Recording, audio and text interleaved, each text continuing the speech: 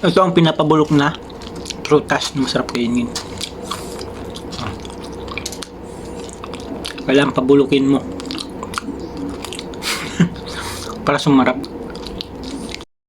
After, ito na guys yung ating persimmon.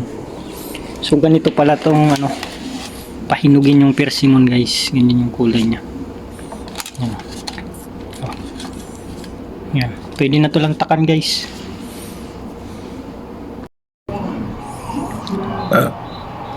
Before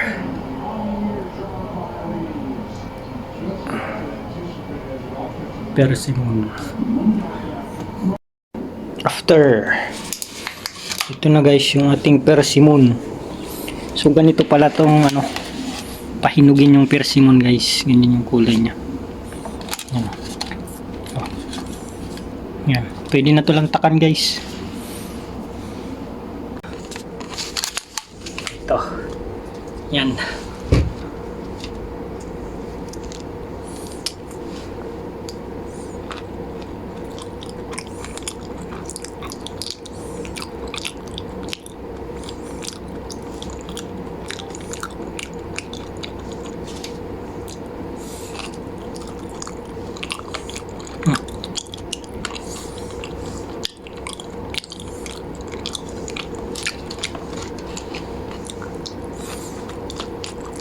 Matamis. Matamis siya, matamis. Yung lasa niya parang dates.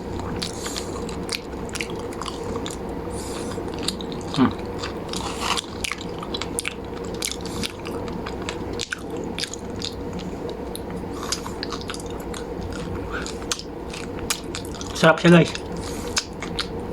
Walang buto. Yummy. Ito yung isa. Laki no. Parang dates lang guys.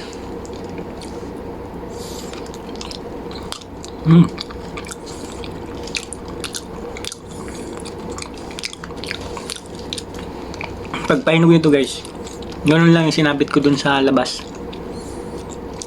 Tapos pag brown na siya, ganito na siya ang kulay.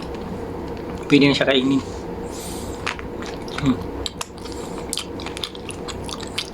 Sarap.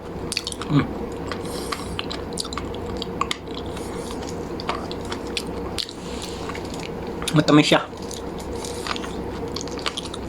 Ang lasa niya parang dates.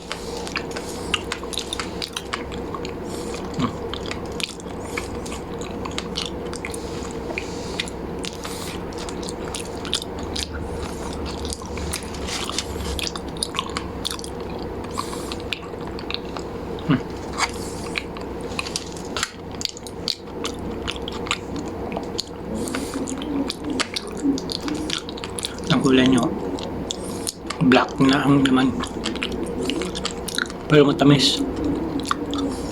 Ang dami.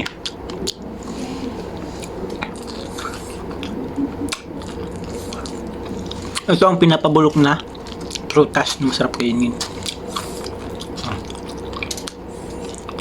Kailangan pabulukin mo para sumarap.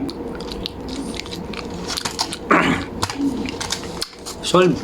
Yum yum yum. Sarap siya.